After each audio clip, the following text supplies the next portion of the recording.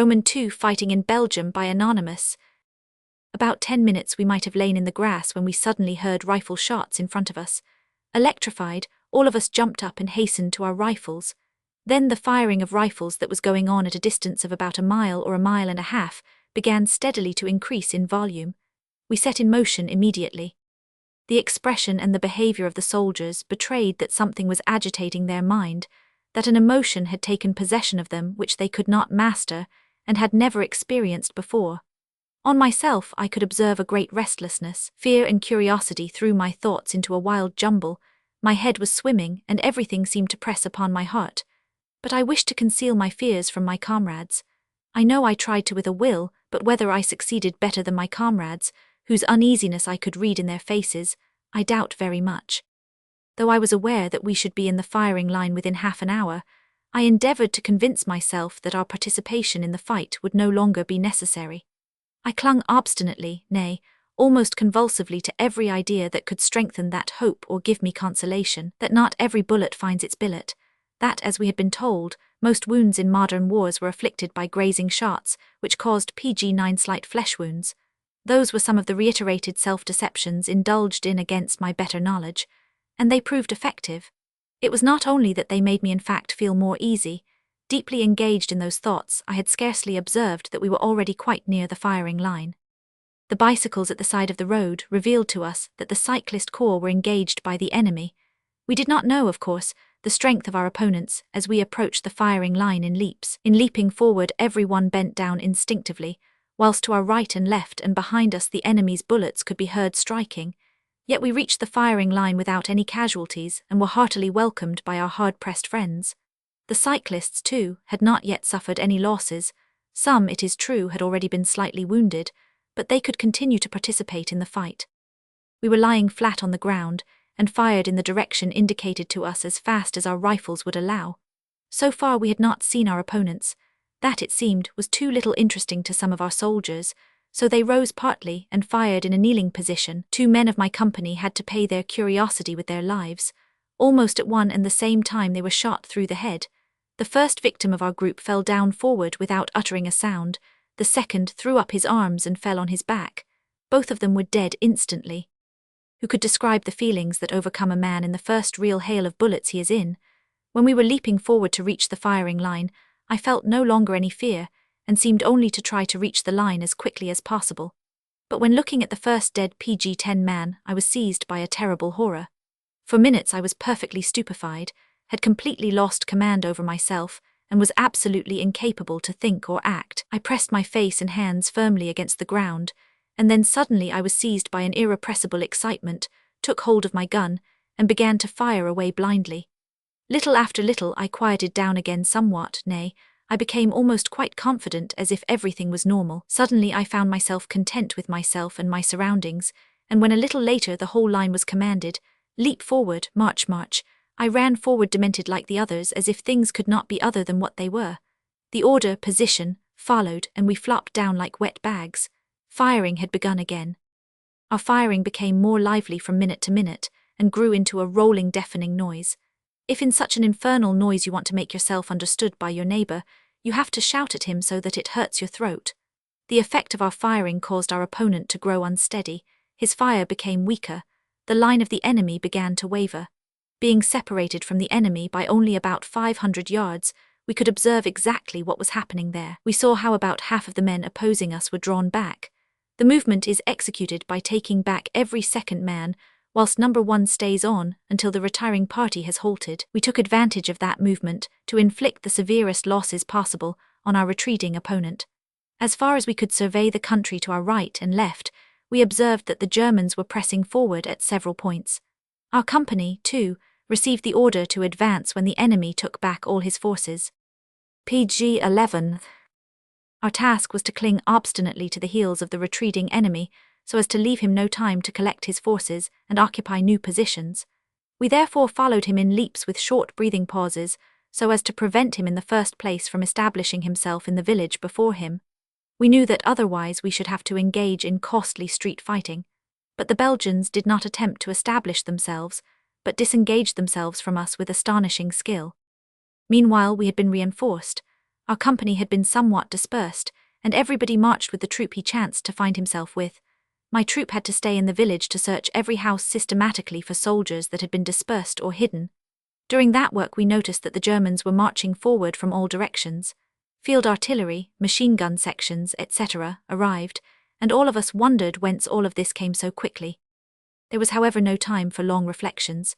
With fixed bayonets we went from house to house, from door to door, and though the harvest was very meagre, we were not turned away quite empty-handed, as the inhabitants had to deliver up all privately owned firearms, ammunition, etc.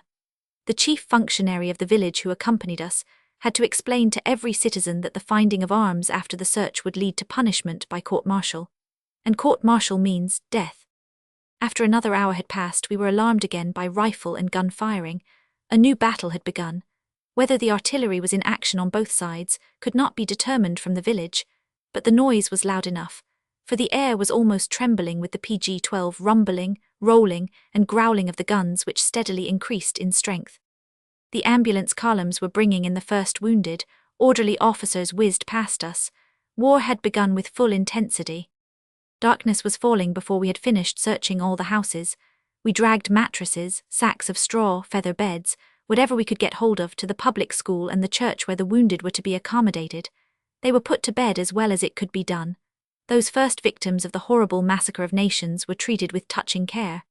Later on, when we had grown more accustomed to those horrible sights, less attention was paid to the wounded. The first fugitives now arrived from the neighboring villages.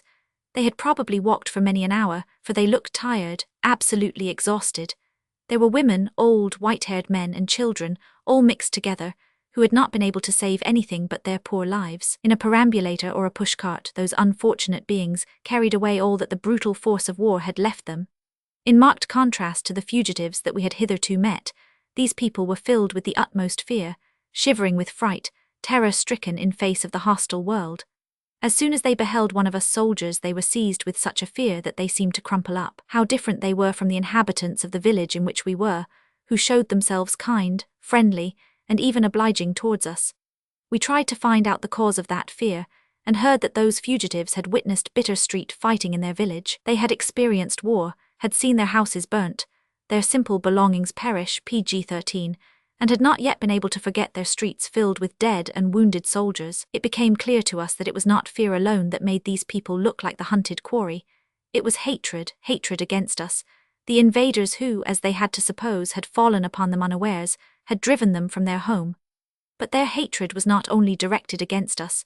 The German soldiers, nay, their own, the Belgian soldiers too, were not spared by it. We marched away that very evening and tried to reach our section. When darkness fell, the Belgians had concentrated still farther to the rear. They were already quite near the fortress of Liege. Many of the villages we passed were in flames. The inhabitants who had been driven away passed us in crowds. There were women whose husbands were perhaps also defending their fatherland, children, old men who were pushed hither and thither and seemed to be always in the way, without any aim, any plan, any place in which they could rest. Those processions of misery and unhappiness crept past us. The best illustration of man-murdering, nation-destroying war. Again we reached a village which to all appearances had once been inhabited by a well-to-do people, by a contented little humanity. There were nothing but ruins now, burnt, destroyed houses and farm buildings, dead soldiers, German and Belgian, and among them several civilians who had been shot by sentence of the court-martial. Towards midnight we reached the German line, which was trying to get possession of a village which was already within the fortifications of Liege, and was obstinately defended by the Belgians. Here we had to employ all our forces to wrench from our opponent house after house, street after street. It was not yet PG-14 completely dark, so that we had to go through that terrible struggle, which developed with all our senses awake and receptive. It was a hand-to-hand fight. Every kind of weapon had to be employed. The opponent was attacked with the butt end of the rifle, the knife, the fist, and the teeth. One of my best friends fought with a gigantic Belgian. Both had lost their rifle. They were pummeling each other with their fists. I had just finished with a Belgian who was about 22 years of age, and was going to assist my friend, as the Herculean Belgian was so much stronger than he. Suddenly, my friend succeeded with a lightning motion in biting the Belgian in the chin. He bit so deeply that he tore away a piece of flesh with his teeth. The pain the Belgian felt must have been immense, for he let go his hold and ran off screaming with terrible pain. All that happened in seconds. The blood of the Belgian ran out of my friend's mouth. He was seized by a horrible nausea, an indescribable terror. The taste of the warm blood nearly drove him insane. That young, gay, lively fellow of 24 had been cheated out of his youth in that night. He used to be the jolliest among us.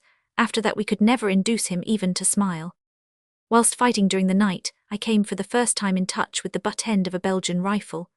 I had a hand-to-hand fight with a Belgian when another one from behind hit me with his rifle on the head, with such force that it drove my head into the helmet up to my ears. I experienced a terrific pain all over my head, doubled up, and lost consciousness. When I revived, I found myself with a bandaged head in a barn among other wounded. I had not been severely wounded, but I felt as if my PG-15 head was double its normal size, and there was a noise in my ears as of the wheels of an express engine. The other wounded and the soldiers of the ambulance corps said that the Belgians had been pushed back to the fortress. We heard, however, that severe fighting was still going on. Wounded soldiers were being brought in continuously, and they told us that the Germans had already taken in the first assault several fortifications like outer forts, but that they had not been able to maintain themselves because they had not been sufficiently provided with artillery. The defended places and works inside the forts were still practically completely intact, and so were their garrisons. The forts were not yet ripe for assault, so that the Germans had to retreat with downright enormous losses. The various reports were contradictory, and it was impossible to get a clear idea of what was happening. Meanwhile, the artillery had begun to bombard the fortress, and even the German soldiers were terror-stricken at that bombardment. The heaviest artillery was brought into action against the modern forts of concrete. Up to that time, no soldier had been aware of the existence of the 42-centimeter mortars. Even when Liege had fallen into German hands, we soldiers could not explain to ourselves how it was possible that those enormous fortifications, constructed partly of reinforced concrete of a thickness of 1 to 6 meters, could be turned into a heap of rubbish after only a few hours' bombardment. Having been wounded, I could of course not take part in those operations, but my comrades told me later on how the various forts were taken. Guns of all sizes were turned on the forts, but it was the 21 and 42-centimeter mortars that really did the work. From afar one could hear already the PG-16 approach of the 42-centimeter shell. The shell bored its way through the air with an uncanny, rushing and hissing sound that was like a long, shrill whistling, filling the whole atmosphere for seconds. Where it struck, everything was destroyed within a radius of several hundred yards. Later, I have often gazed in wonderment at those hecatombs which the 42-centimeter mortar erected for itself on all its journeys. The enormous air pressure caused by the bursting of its shells made it even difficult for us Germans in the most advanced positions to breathe for several seconds. To complete the infernal row, the Zeppelins appeared at night in order to take part in the work of destruction. Suddenly, the soldiers would hear above their heads the whirring of the propellers and the noise of the motors, well known to most Germans. The Zeppelins came nearer and nearer, but not until they were in the immediate neighborhood of the forts were they discovered by our opponents, who immediately brought all available searchlights into play in order to search the sky for the dreaded flying enemies. The whirring of the propellers of the airships which had been distributed for work on the various forts suddenly ceased. Then, right up in the air, a blinding light appeared, the searchlight of the Zeppelin, which lit up the country beneath it for a short time. Just as suddenly it became dark and quiet until a few minutes later, powerful detonations brought the news that the Zeppelin had dropped its ballast. That continued for quite a while. Explosion followed explosion, interrupted only by small fiery clouds, shrapnel which the Belgian artillery sent up to the airships, exploding in the air. Then the whirring of the propellers began again, first loud and coming from near, from right above our heads, PG-17 then softer and softer, until the immense ship of the air had entirely disappeared from our view and hearing. Thus the forts were made level with the ground. Thousands of Belgians were lying dead and buried behind and beneath the ramparts and fortifications. General assault followed. Liege was in the hands of the Germans. I was with the ambulance column until the 9th of August, and by that time had been restored sufficiently to rejoin my section of the army. After searching for hours, I found my company camping in a field. I missed many a good friend. My section had lost 65 men, dead and wounded, though it had not taken part in the pursuit of the enemy. We had been attached to the newly formed 18th Reserve Army Corps Hessians, and belonged to the 4th Army, which was under the command of Duke Albrecht of Württemberg. Where that army, which had not yet been formed, was to operate was quite unknown to us private soldiers. We had but to follow to the place where the herd was to be slaughtered. What did it matter where that would be? On the 11th of August we began to march and covered 25-45 miles every day. We learned later on that we always kept close to the Luxembourg frontier so as to cross it immediately should necessity arise. Had it not been so oppressively hot, we should have been quite content, for we enjoyed several days of rest which braced us up again. On the 21st of August, we came in contact with the first German troops belonging to the Fourth Army, about 15 miles to the east of the Belgian town of Neufchâteau. The Battle of Neufchâteau, which lasted from the 22nd to the 24th of August, had already PG-18 begun. A French army here met with the Fourth German Army, and a murderous slaughter began. As is always the case, it commenced with small skirmishes of advance guards and patrols. Little after little, ever-growing masses of soldiers took part, and when, in the evening of the 22nd of August, we were led into the firing line, the battle had already developed to one of the most murderous of the World War. When we arrived, the French were still in possession of nearly 3/4 of the town. The artillery had set fire to the greatest part of Neufchâteau, and only the splendid villas in the western part of the town escaped destruction for the time being. The street fighting lasted the whole night. It was only towards noon of the 23rd of August, when the town was in the hands of the Germans, that one could see the enormous losses that both sides had suffered. The dwelling places, the cellars, the roads and sidewalks were thickly covered with dead and horribly wounded soldiers. The houses were ruins, gutted, empty shells in which scarcely anything of real value had remained whole. Thousands had been made beggars in a night full of horrors. Women and children, soldiers and citizens were lying just where death had struck them down, mixed together just as the merciless shrapnel and shells had sent them out of life into the darkness beyond. There had been real impartiality. There lay a German soldier next to a white-haired French woman, a little Belgian stripling whom fear had driven out of the house into the street, lay huddled up against the enemy, a German soldier who might have been protection and safety for him. Had we not been shooting and stabbing, murdering and clubbing as much, and as vigorously as we could the whole night? And yet there was scarcely one amongst PG-19 us who did not shed tears of grief and emotion at the spectacles presenting themselves. There was, for instance, a man whose age it was difficult to discover. He was lying dead before a burning house. Both his legs had been burnt up to the knees by the fire falling down upon him. The wife and daughter of the dead man were clinging to him, and were sobbing so piteously that one simply could not bear it. Many of the dead had been burnt entirely or partly. The cattle were burning in their stables, and the wild bellowing of those animals fighting against death by fire intermingled with the crying, the moaning, the groaning, and the shrieking of the wounded. But who had the time now to bother about that? Everybody wanted help, everybody wanted to help himself, everybody was only thinking of himself and his little bit of life. He who falls remains where he lies, only he who stands can win victories. That one learns from militarism, and the average soldier acts upon that principle. And yet most soldiers are forced by circumstances to play the role of the Good Samaritan. People who could formerly not look upon blood or a dead person were now bandaging their comrades' arms and legs which had been amputated by shells. They did not do it because they were impelled by the command of their heart, but because they said to themselves that perhaps tomorrow already their turn might come, and that they too might want assistance. It is a healthy egotism which makes men of mercy out of those hardened people. The French had formed their lines again outside the town in the open. At the moment when the enemy evacuated the town, an error was made by the Germans, which cost many hundreds of German soldiers their lives.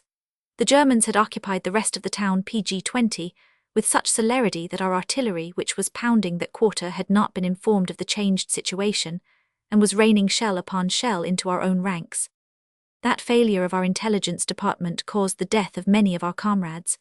Compelled by the firing of the enemy and our own artillery, we had finally to give up part of our gains, which later on we recovered, again with great sacrifice. Curiously enough, the residential quarter with the villas I mentioned before had not suffered seriously. The Red Cross flag was hoisted on the houses in which temporary hospitals were established. It is here that the Belgian citizens are said to have mutilated some German wounded soldiers. Whether it was true, whether it was only rumoured, as was asserted also many times by German soldiers who had been in the hospitals, I do not know, but this I know, that on the 24th of August, when the French had executed a general retreat, it was made known in an army order that German soldiers had been murdered there, and that the German army could not leave the scenes of those shameful deeds without having first avenged their poor comrades. The order was therefore given, by the leader of the army, to raise the town without mercy. When later on it was in the evening and we were pursuing the enemy, we were resting for a short time, clouds of smoke in the east showed that the judgment had been fulfilled. A battery of artillery that had remained behind had razed house after house. Revenge is sweet, also for Christian army leaders. Outside the town, the French had reformed their ranks and were offering the utmost resistance. But they were no match for the German troops, who consisted largely of young and active men. Frenchman PG-21, taken prisoner, explained that it was simply impossible to withstand an assault of this war machine when the German columns attacked with the bayonet and the cry of "Hurrah! Hurrah!" which penetrated to the very marrow. I can understand that, for we sometimes appeared to ourselves to be a good imitation of American Indians who, like us, rushed upon their enemies with shrill shouts. After a fight lasting 3 hours, many Frenchmen surrendered, asking for quarter with raised hands. Whole battalions of the enemy were thus captured by us. Finally, in the night from the 23rd to the 24th of August, the ranks of the enemy were thrown into confusion and retreated, first slowly, then flying headlong. Our opponent left whole batteries, munition columns, ambulance columns, etc. I found myself in the first pursuing section. The roads we used were again literally covered with corpses. Knapsacks, rifles, dead horses and men were lying there in a wild jumble. The dead had been partly crushed and pounded to a pulp by the horses and vehicles, an indescribably terrible spectacle, even for the most hardened mass murderer. Dead and wounded were lying to the right and left of the road, in fields, in ditches. The red trousers of the French stood out distinctly against the ground. The field grey trousers of the Germans were, however, scarcely to be noticed and difficult to discover. The distance between ourselves and the fleeing Frenchmen became greater and greater, and the spirit of our soldiers, in spite of the hardships they had undergone, became better and gayer. They joked and sang, forgot the corpses which were still filling the roads and paths, and felt quite at ease. They had already accustomed themselves to the horrible, to such PG-22, a degree that they stepped over the corpses with unconcern, without even making the smallest detour. The experience of those first few weeks of the war had already brutalized us completely. What was to happen to us if this should continue for months? PG-23